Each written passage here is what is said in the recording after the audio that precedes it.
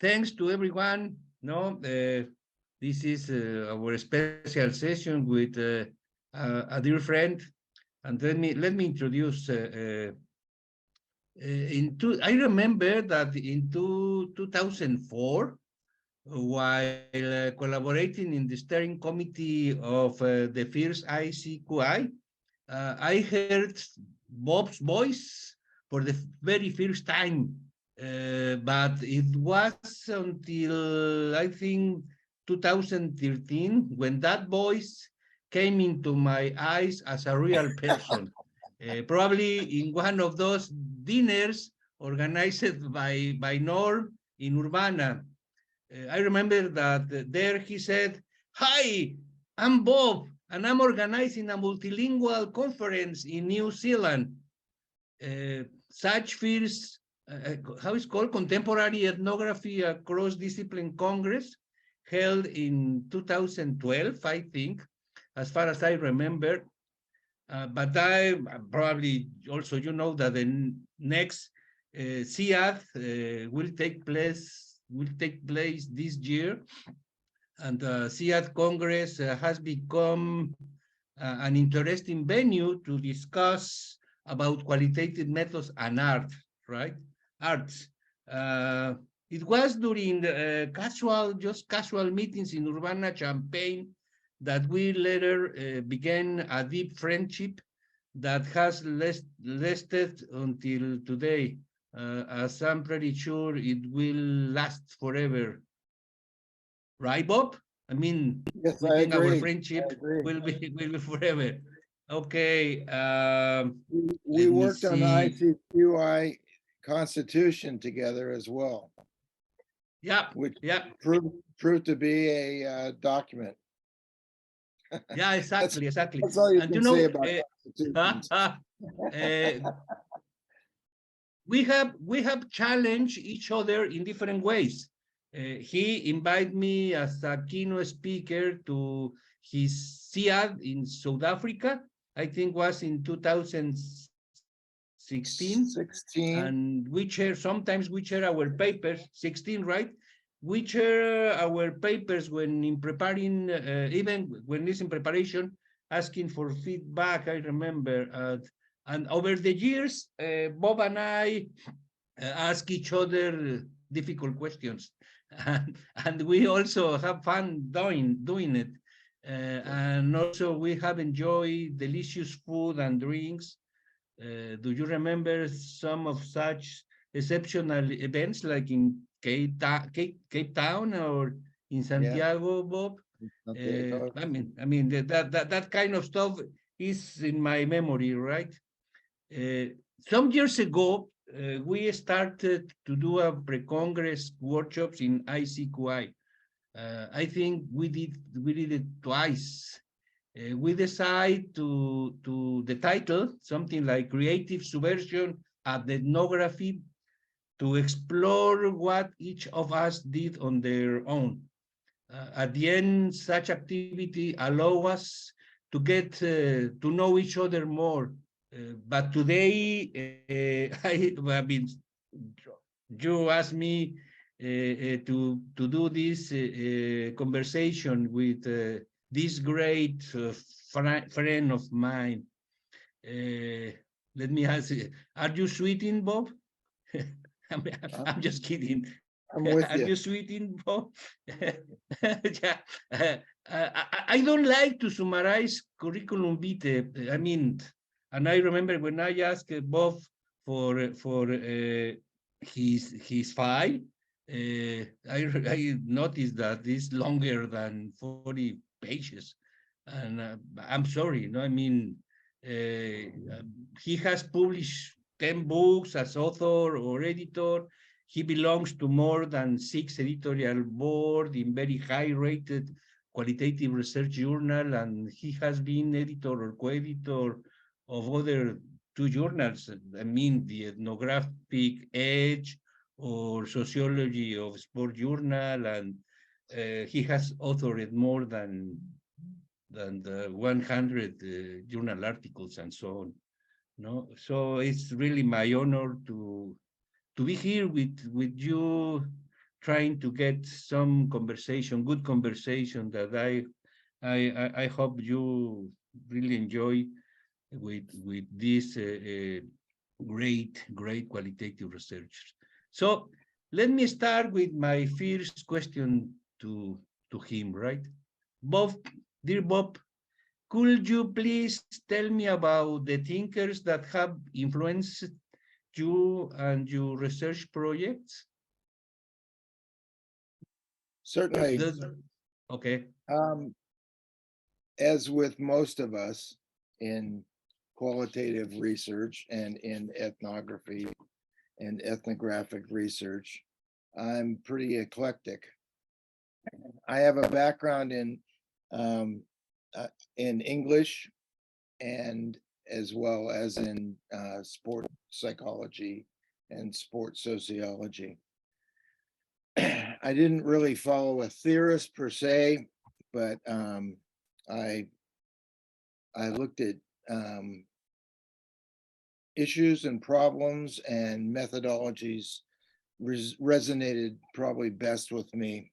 I came in sports psychology, so I was very positivist and I was very numbers oriented. I did my master's thesis at Arizona and looking at catecholamines in swimmers' urines as a pre-competitive anxiety measure to see, how that would relate to their performances at a big swim meet.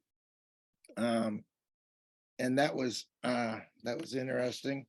Analyzing the urines was interesting and very sensual as well. But qualitative methods really resonated with me mostly. So who would be some of the people? Well, clearly from this area, Laurel Richardson, hi Laurel, Carolyn Ellis, hi Carolyn, Art Bachner, hi Art in absentia, Norm Denson was on my doctoral committee. Synthia Sydnor was very influential, but also people like Bakhtin and Baudrillard and Foucault and Raymond Carver as a short story writer. Susan Stewart. I mean, people who were experimenting with new stuff that was really interesting. When I was a master's degree student at University of Arizona for sports psychology, I studied with Donna Mae Miller, who was a brilliant philosopher of sport, and that was in 1980. I didn't start my doctoral journey until 1990, so 10 years later. But all that time I had this idea about sport as performance, sport as a performance, and sport as how these new sport forms were emerging all the time.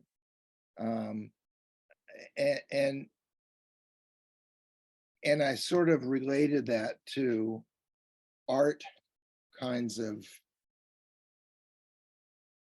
studies. So looking at the avant-garde, for example. So I when I was at Illinois doing my doctorate, I was looking at odd sport forms like the X Games at that time, and some of those things that came in. I coached swimming. I coached women's swimming. So these are my so-called minor sports.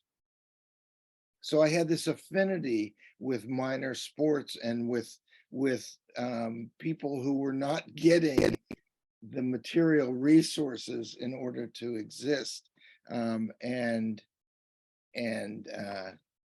that influenced me. But other people were, and influences were Carolyn and Michael Flaherty's book on subjectivity. That was a great influence. Susan Stewart's On Longing. Books like Crumpled Paper Boats, which is a collection of anthropology readings that was highly experimental. Really interesting ways that ethnography and sociology and cultural studies and anthropology have been pushed forward. I looked at people like Brenda Euland, who wrote a book called If You Want to Write. John Gardner on writers and writing. I'm actually looking at papers right now because I can't remember as well as I used to be able to. I've been retired for 3 years and it goes quick. So I'm checking in with myself here. Monica Wood, who is a great novelist who I studied with in Maine. And her novels, as well as her book on description, is really has helped me a lot. Recent books, Synesthesia, Blue, the one I mentioned before, Paper Boats, and Bachelard's Poetics of Space. I think Bachelard is somebody that I've sort of been looking at for the last 5 or 10 years. Poets, Jory Graham, Carolyn Forche, Anna Akhmatova. I studied with Dennis Schmitz at Cal State Sacramento, and Zelina Polinskaya, those kinds of people. But again, it's very eclectic. Go César. No, but I mean, it's totally fascinating, Bob, this story that you are telling us, because just to all of you that wasn't, for instance, in the Sylvia Bernard conversation, I was asking her about my concern, my basic concern about the practice of ethnography in the Spanish-speaking world, because, I mean, I have read lots of the things that the ethnographers in this part of the world have been doing, and in my view, they lack. I mean, all are plenty of lackness, no? The very, very creative writing style in Latin America. I mean, in the way that you are telling me now, I can say that for me, for instance, and I remember that in one of your papers you have mentioned Octavio Paz, for example, no, and that you have read lots of different people from Spanish-speaking world, even that they are they got the Nobel Prize of Literature, but based on this interest to your major, no, for a long time, because English has been your major for a long time. Could you talk about this and some of the authors or topics that most motivated you to write prose or verse? I mean, this is very important because as far as I can notice, I mean, even when I ask, or when I have been talking with other American ethnographers, they are very based on the American literature, right? So please, can you tell something more about some of the topics that most motivated to write prose or verse? Okay, sure. Again, I have a bachelor's degree in English literature, and I have a master's degree in creative writing.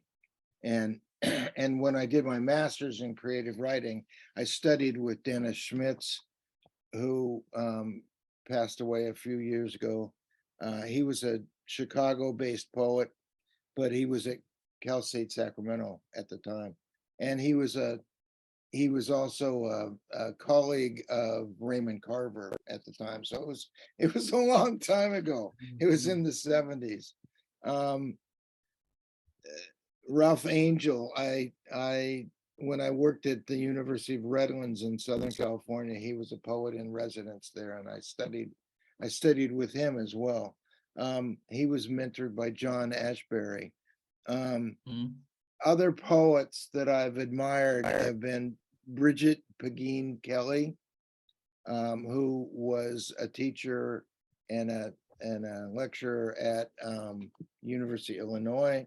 Thomas Transtromer, classic poets, Allen Ginsberg, Walt Whitman, Neruda, Akhmatova, and then other people like Gabriel Garcia Marquez and Isabel Allende. I mean, they're fabulous writers, and you can learn so much from them just by reading. I don't tend to analyze them. I tend to read and read and read and read and read, and by osmosis, I think it's going to come in, which it hasn't so far, apparently. Fiction. Good. Okay, fiction. Sorry. Go. Oh, No, go ahead. Go ahead. I was going to say fiction. Some classic American writers like Steinbeck, Hemingway, John Updike. Others like Haruki Murakami is a brilliant Japanese author. Ann Tyler, Barbara Kingsolver, Yukio Mishima, Margaret Atwood.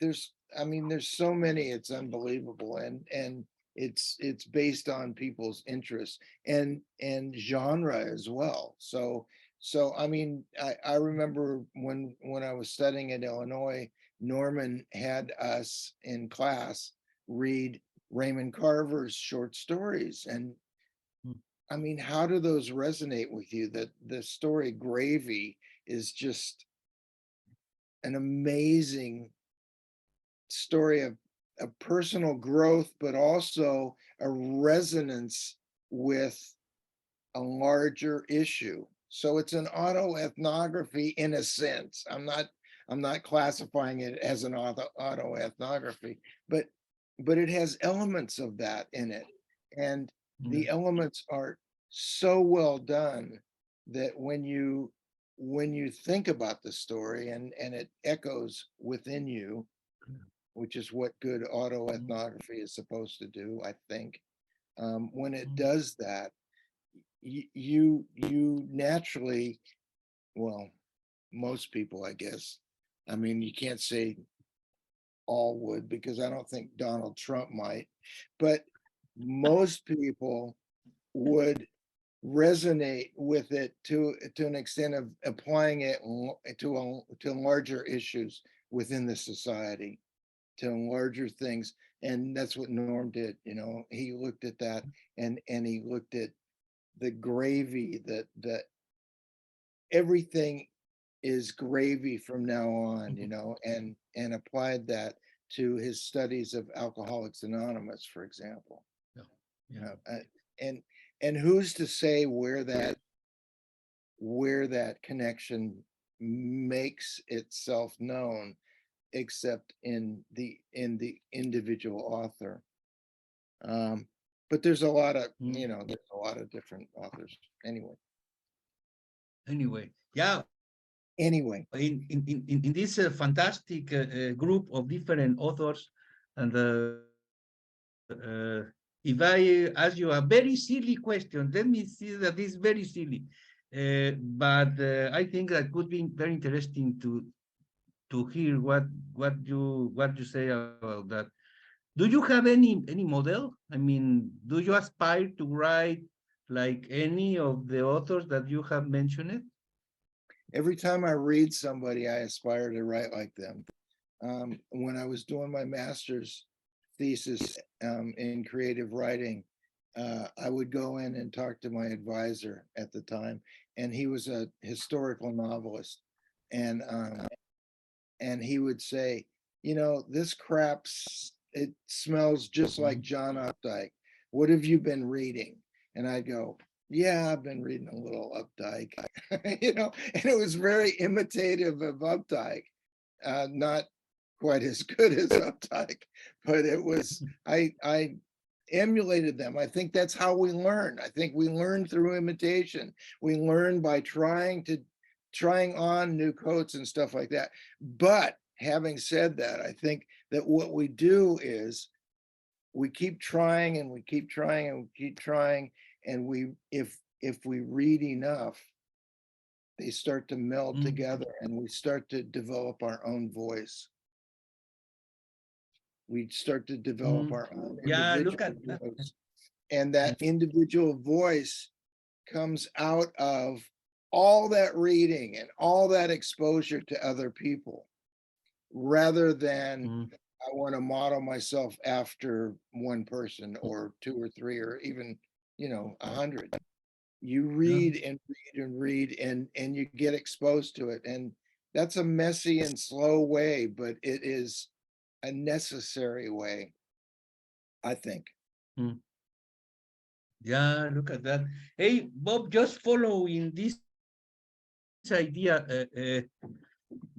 if you could start over traveling back in time, with which of the, for instance, accursed poets like Baudelaire or whatever, would you have liked to share experiences? I mean, if you can think, for instance, and to do a collective ethnography or something like that, no? Because you have already said that it's important to get your own voice. So with which one of these amazing authors in the past, like the accursed poets, would you like to share experience?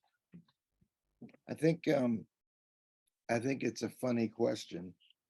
It's a question, yes, speculative question that everybody asks. Speculative, yes. Yeah. And yet it's a good question, but obviously it's sort of like comparing Joe Louis and Muhammad Ali. You know, they're from different eras and blah blah blah, all that. But Shakespeare would be one, I think. I think Shakespeare is a profound genius, and Cervantes, so same time as Shakespeare. I'm pretty shy, I think, and sharing experiences would be kind of a stretch for me. But I would have liked to have been in on the discussions with Virginia Woolf and the Bloomsbury group. I would have. I think those cohorts. I think the cohort model, which they don't have in New Zealand, because doctoral students in New Zealand do not necessarily take classes and they don't go through in groups. When I was at Illinois, we had one big room of all our teaching assistants, and we you know, we were competitive, but we were also cooperative. And I think in the Bloomsbury group and other kinds of groups like that, people that are creative spur each other on. And part of it's a little bit of competition, but most of it is excellence, is striving to become excellent. Kind of in the same way that, you know, I studied inline skating. That was one of my things, right?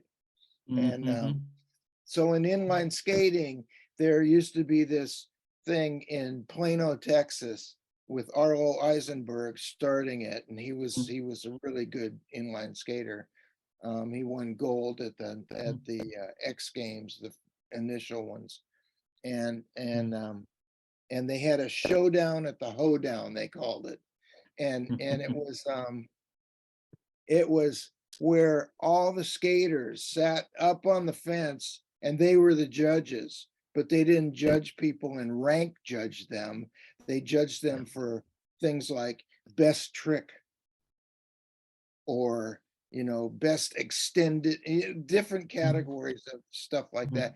And it was like totally positive, totally supportive.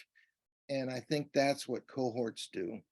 And the best kind of best practice cohorts. Some of them can be extremely destructive and really destroy people's lives. And we've seen that happen too, you know, where people turn on one and but in the best cohorts and in writing seminars, you know, with the advice of, you know, well, we're going to criticize, but it's going to be constructive criticism. We're going to and those are such a gift. That's such an amazing gift. So I would like to be in a cohort that, you know, like I was in a cohort at Illinois with people like Dave Andrews and Jim Dennison. Some people know Jim Dennison and Tony Bruce and Chuck Springwood and Pirko Miracle Markula. And we pushed each other in different ways, but we also supported each other in a lot of ways too.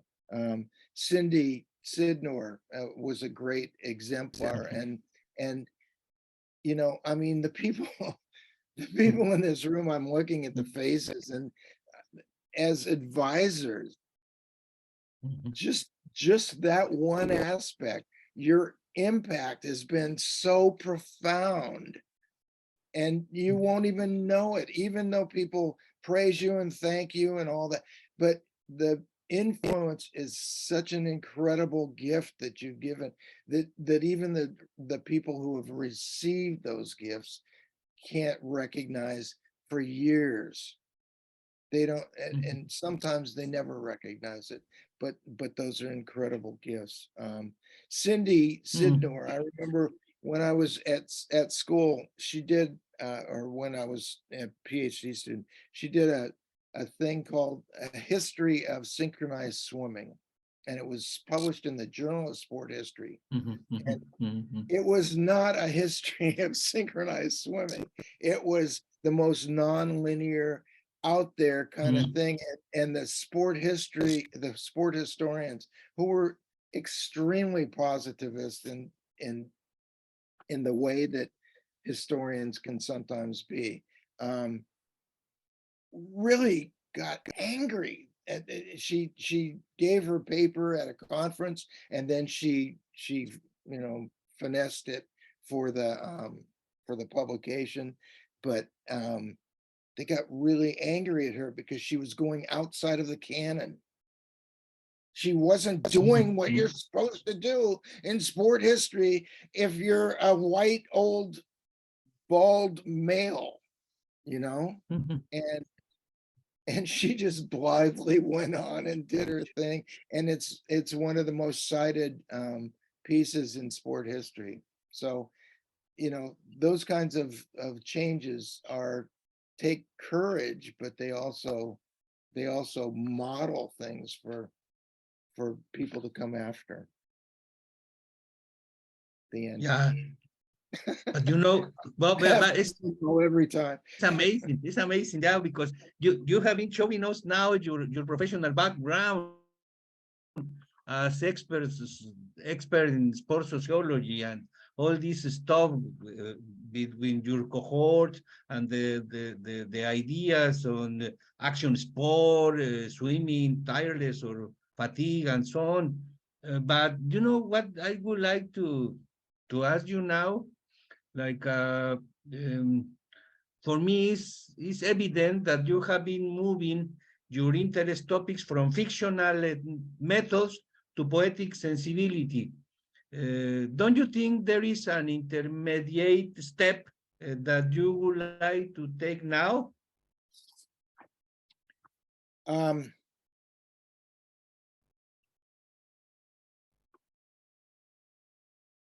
think that when you were describing me as, you know, having all these different kinds of influences and experiences and stuff, I think you were describing each one of us. We all have that. We bring those to the foreground, or we don't. You know, we have those choices, and I think, you know, having a poetic sensibility to me is embedded in people. So when you're writing fiction or nonfiction, when you're talking to somebody, you have that sensibility about you, and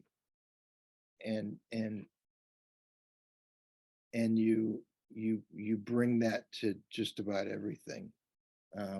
We are whole beings, but we don't show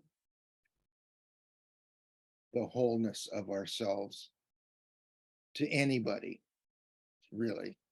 You know, we know our flaws, we know our strengths at some level, but we don't necessarily reveal those to anybody, any other person. Ralph Angel said at one point, poetry is the language for which we have no language. And to me, that statement means that the cipher, the puzzle, the conundrum that is a poem remains in the present, stays in the present, in the moment. Dewey talked about it, similar kinds of things as well. The irreducibility, is that a word, of a poem. And I have, as an example, I think of in the present now, everybody knows this poem, William Carlos Williams' poem, The Red Wheelbarrow, right? And I mean, I'll read it, but it's a fairly long poem. So much depends upon a red wheelbarrow glazed with rain water beside the white chickens. Okay. I had not read that poem as deeply as Ralph Angel taught me to read it. And one aspect of that is the third line, a red wheel barrel. And the line break is after the word wheel, and then the next line is barrel.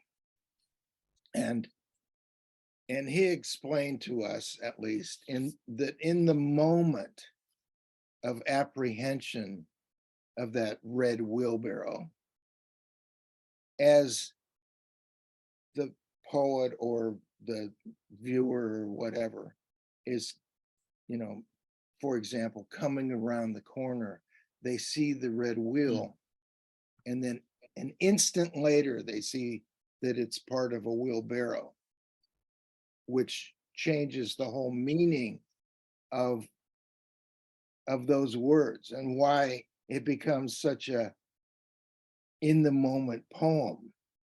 You are living that poem as you read it, or as it's read to you, in the instant of apprehension. The line break is critical in that, right? And I think, okay, so you asked me a question about an intermediate step between fiction and poetics. And I guess my short answer, because I'm not giving a short answer, would be that I don't see them as being necessarily a bifurcated. I see them as a continuum, and that they're and not even that one is on one extreme side and one's on the other of that continuum. The continuum is sort of everywhere. It's and that's messy, and people can't handle messy. You know, we need to have it all calculated, and the kind of ethnography that Leon Anderson was calling for in 2006, and that I think he kind of pulled back on in 2013. I think, you know, simplicity is fine if you're learning something, you know. Yeah. Feminism, I mean, first stage, second stage, third, you know, those are great to study, but they all blended together. They all blend, and there's still aspects of, you know, Raymond Williams kind of ideas of emergent and residual, you know, those kinds of things. Things still live in the now that resonate with the then. And so, yeah, I don't see that there's an intermediate step. Do you?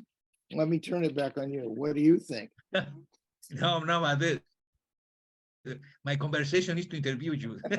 No. We can talk about that later. Yeah. I like your style. I mean, just reading what Caroline has chat is amazing. It's not just gracious. I mean, you are just an excellent person. But thinking on that, Bob, just because we have been born some ideas, I'm thinking that it's a perfect time to provoke you to think about the workshops that we conducted in ICQI. I mean, now I remember our title was Creative Subversion and Ethnography, but now that you have been not talking in messy way about intermediate step between fictional ethnography and poetic sensibility, I'm just thinking now that reflect and ask you for your brief reflection on what about this creative subversion and creative writing and ethnography, but connected to social justice and our activism as dangerous qualitative researcher or even dangerous analytic or evocative autoethnographers or something like that, right?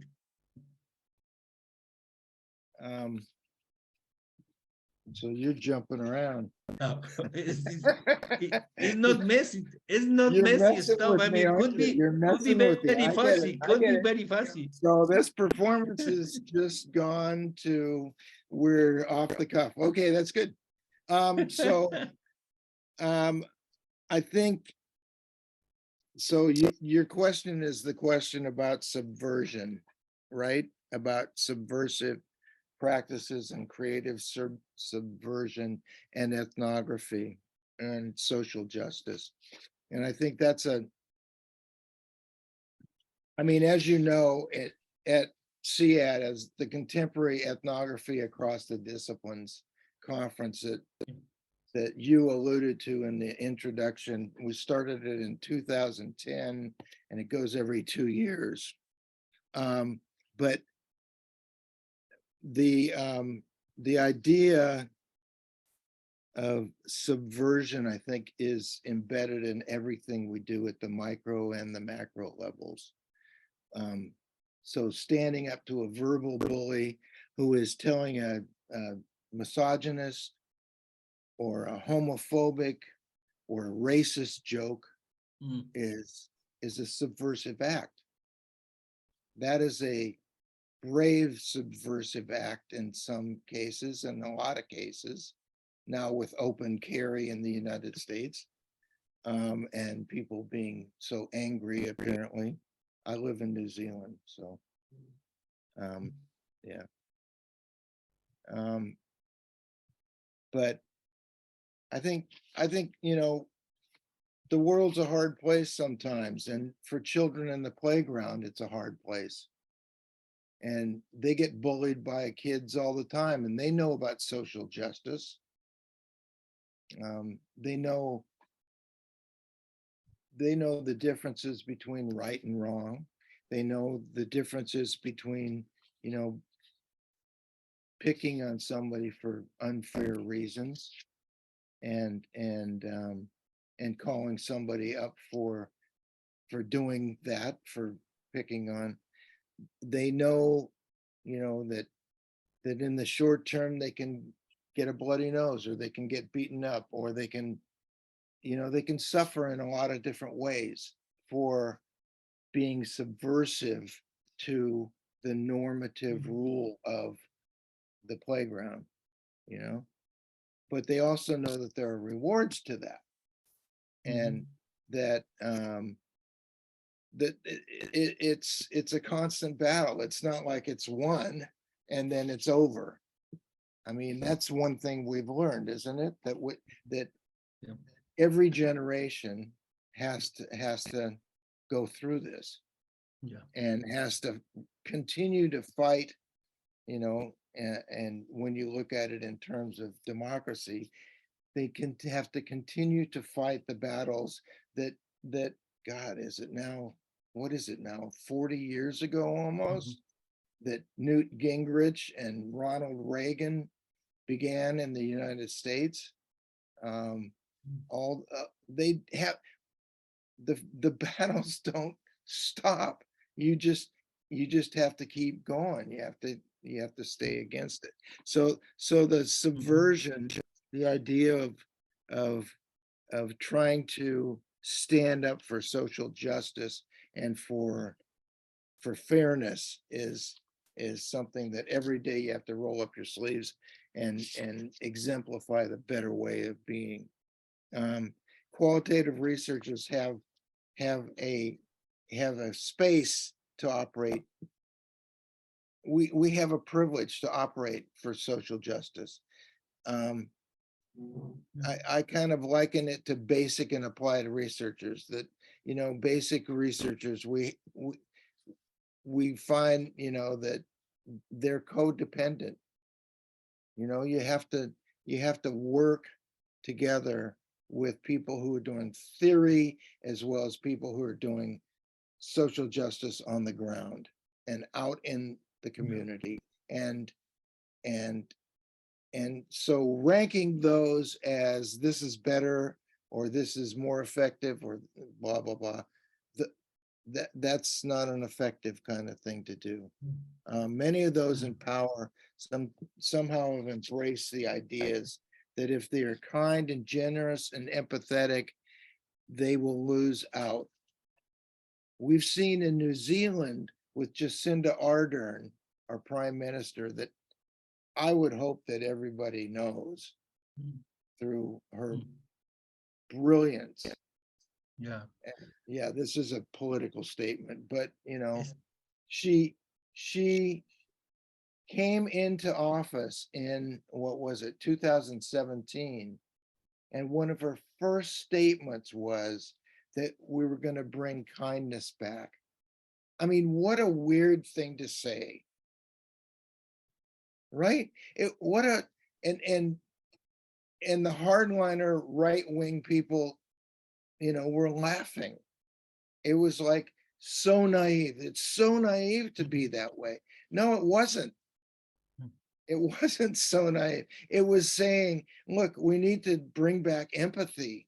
We need to start thinking about other people than ourselves. You know, we need to start seeing things through other people's viewpoints. And so it can be done. It can be done. It just takes, you know, determination. Okay, Bob, just because of the time and to bring some opportunity to our colleagues to speak or to do some question. Probably this is my last question for you, even that you were talking now about generations. what will be your best recommendation know to the new qualitative researchers, to the young people who is coming to us to learn?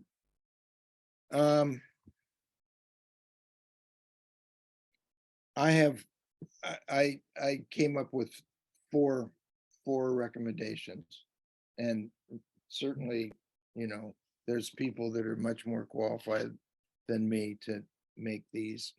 I don't even feel comfortable making these anymore. But when I was teaching, I didn't mind. But now that I'm retired, it's like, you know, I better just kind of sit and watch. But I think the first one is to read widely. Reading one or two authors will shape you towards their worldviews. Reading hundreds and hundreds of authors will shape you and blur those together so that your own voice will emerge. Second one is remain curious. Curiosity kills boredom, kills replication. You don't just replicate studies if you're curious, which, you know, replication of studies is okay, but I don't think that's the exciting stuff. I think you know, and it goes back to your idea of subversion and outsider status. I think the more interesting questions are, how are we going to move forward and make things more just? So remain curious. Ed Brunner at Illinois, man, he was the most curious guy ever. Norm Denson is the most curious guy. I remember at ICQ, we were walking towards Levis Center, and there was an earth oven down there. The light in his face was like watching a 5-year-old on Christmas morning. It was just amazing. He was just so thrilled with this whole thing, and he's really curious. Stay open to the many ways of being is a third. By this, I mean, try to remain non-judgmental. Within this, question assumptions by revisiting them occasionally. Question basic assumptions, but don't let that paralyze you. And the fourth is persist. I think persist is one of the keys for novice qualitative researchers and for people who are beginning life in the world. Persist is good. By that I mean, believe in yourself, teach others how to read you. If you're doing something that's a little odd and quirky, and teach them how to read you. Teach them how to read Ulysses, which I can't get through. You know, teach them how to read Clockwork Orange, which was a strange, but really, really rewarding book to read, although it's painful in so many places. But it's really a trippy book. Teach them how to read you, and keep going, attacking problems in as many ways as you can envision. If you get stuck, go further outside yourself and rethink, but keep going. So those are the four things. Thank you so much, Bob. I think your 4 recommendations for novice researchers are very welcome. So now the floor is open for questions, for remarkable observations. Laurel, Tony, Margaret, Kerry, Liz, Kali, Brian. This is your opportunity to talk. I was one of the authors, one of the sportsmen you mentioned was Muhammad Ali, and it was so strange when like there was this period of like increased Muslimism in the US, and I was telling people, well, Muhammad Ali, he was Muslim, wasn't he? Come on now. Like Kareem Abdul-Jabbar. What? Kareem Abdul-Jabbar. Yeah, and so I mean, yeah, you have these sporting figures, and Kareem Abdul-Jabbar, of course, came back as a response with other people who kind of were a little more like open-minded, right? And those are the early like influences for this religion that seems so alien to mainstream Americans, you know. And then he was such a, you know, just a strong speaker of anti-war that suddenly you find yourself educating people to the fact that, like, look, man, this master narrative is being constructed for you, and the reality is there's peace-loving Muslims, and Muhammad Ali is the perfect one to point out because he was such a strong speaker against the invasion of Vietnam. And you know, I love hearing someone who's in retirement speak, because it gives me hope. Like, I want to be there. I'll be there eventually, I know, because it's tiresome when you're younger, you know, you're still kind of exploring those ideas with friends. And I think as I get older, I'm finding myself just, the fuse is shorter. I'm just like, do I have to re-educate about this again? Like, you know? Yeah. And I find myself becoming like tired. It's just exhausting after a while. And maybe that's the embodied nature of aging as well, right? That we don't have the energy to deal with those lengthy conversations about something for many of us that seems pretty, like, you're not supposed to be, you know, pro-war. There's other ways, you know, you're not supposed to be anti anyone, you know, and it just gets exhausting. Well, again, I think it's, I mean, for me, people like Kurt Vonnegut talk about this, and reading Vonnegut and hearing his story about Dresden, and, you know, then his anti-war stances.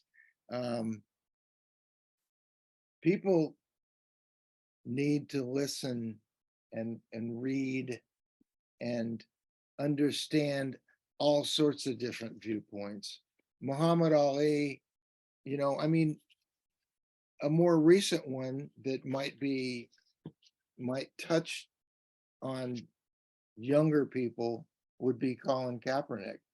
You know, I mean, look at the furor that was raised about Colin Kaepernick taking a knee.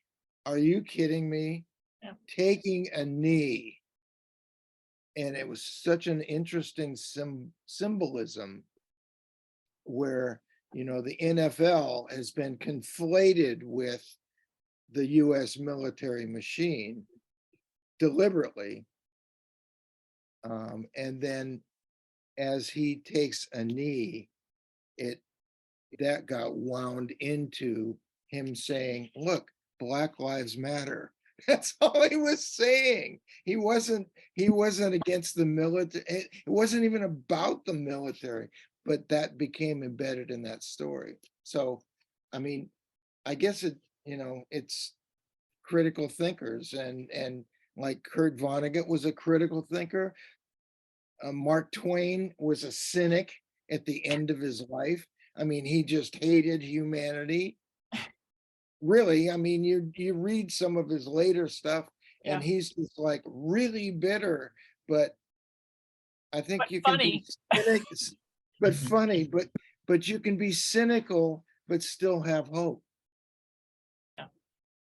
You know? Yes. Laurel. Laurel.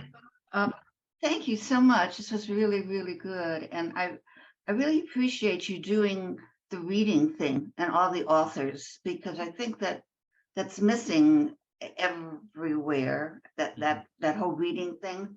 And about the writing thing, I went to the University of Chicago, and our English class, what we had to do was to imitate. We had whatever writer we were given to read that week, we had to imitate that style.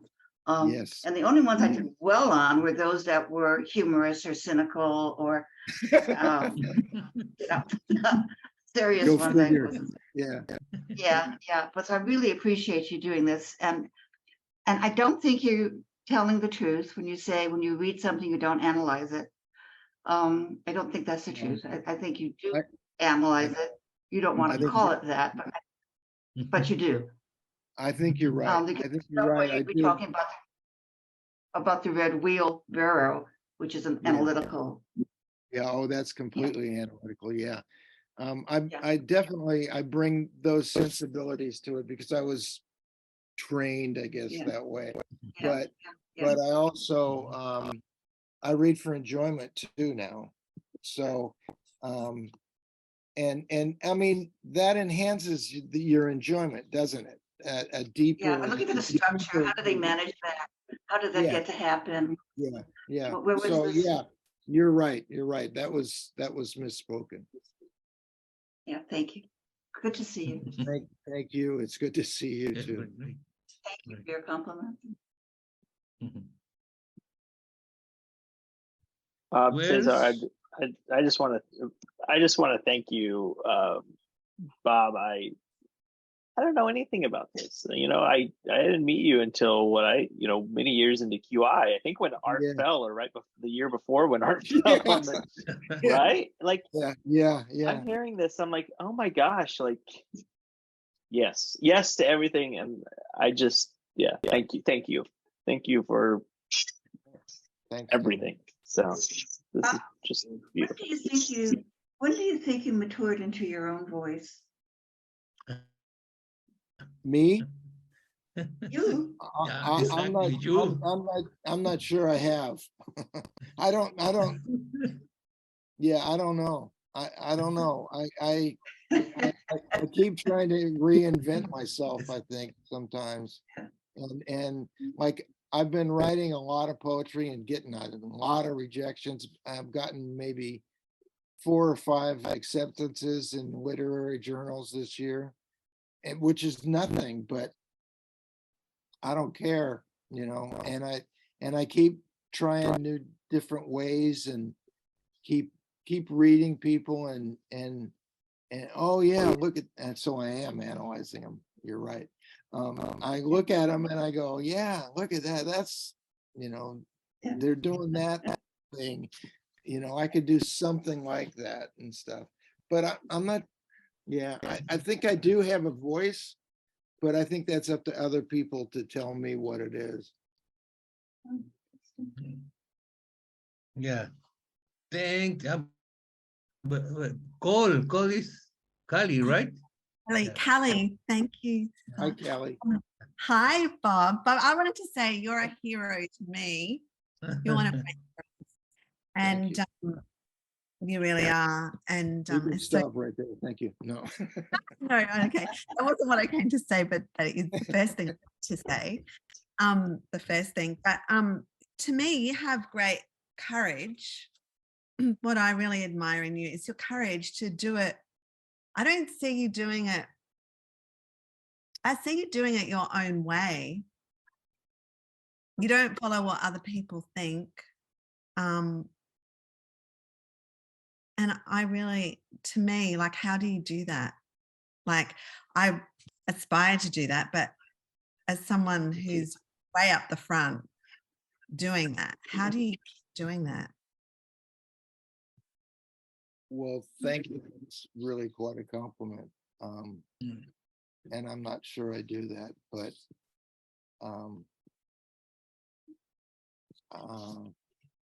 I don't know. I don't know if that's true. I just kind of, I mean, I'm not that concerned about publishing, obviously, especially poetry. I'm not that concerned, and I wasn't that concerned about the dictates of the university. You know, I think I came from a generation where a job was a job, and that I had rights as well as, you know, and that my loyalty to the university should have been reciprocated by the university. And as we read with Laurel's work, that often doesn't happen. And it used to be that I thought it was just in the US, but I don't. I think it's worldwide, at least in my world. And so, you know, I've sort of tried to say to myself, look, I'm just going to try to write what is true to me.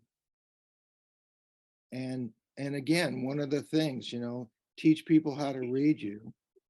If you can teach people how to read you, then that's a way of sort of doing that rhetorical device of having them almost come to at least understand where you're coming from.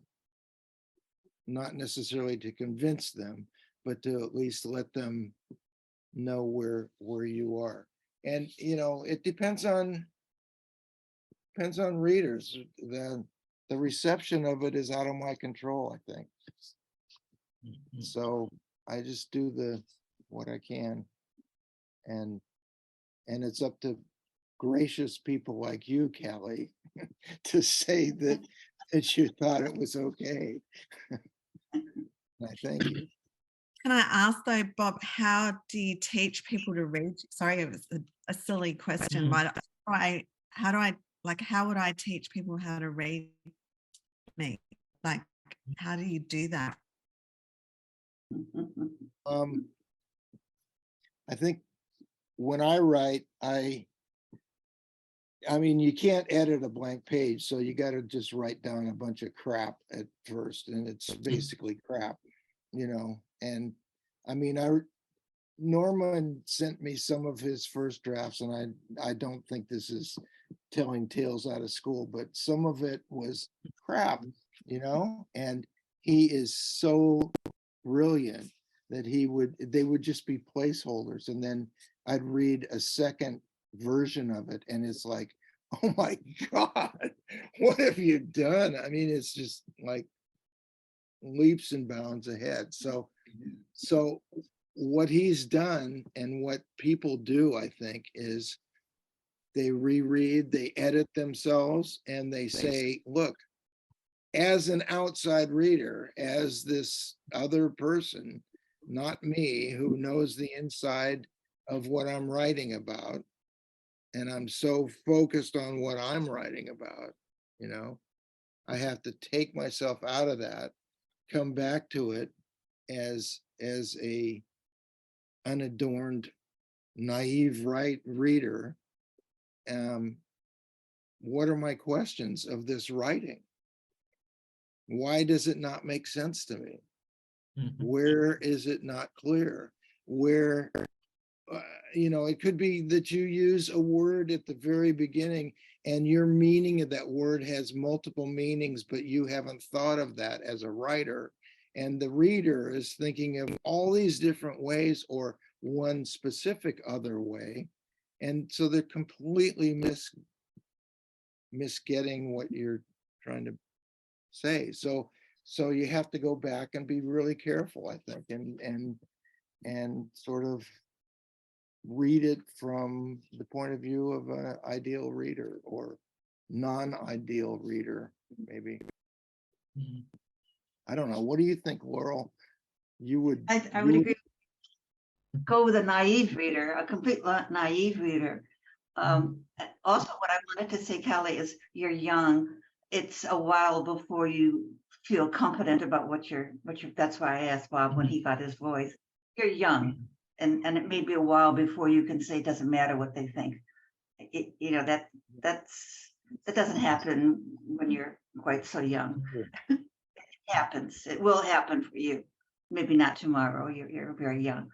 And I think Bob's giving you all this great advice. If you don't belong to a writing group, that you would. I believe you were, maybe somebody else was saying that. about having a community that would give you honest and good advice. Some people you can trust. Oh, I think it was Patricia Levy. People you can trust that can respond to your work. Yeah. And it might not be as out there as you think it is. You know, it might feel out there to you. And it might be some particular advisor you have who's positivist or something for whom it's out there, but not for us. No, we want to read it. We do. Yes. Our Thank you, César. conversation, You gave exactly. It was very good. Sorry? I really enjoyed it, Bob. Thank you, César. Thank you. Kelly. Thank you all for coming. Thank you. Thank you all. Yeah, My exactly.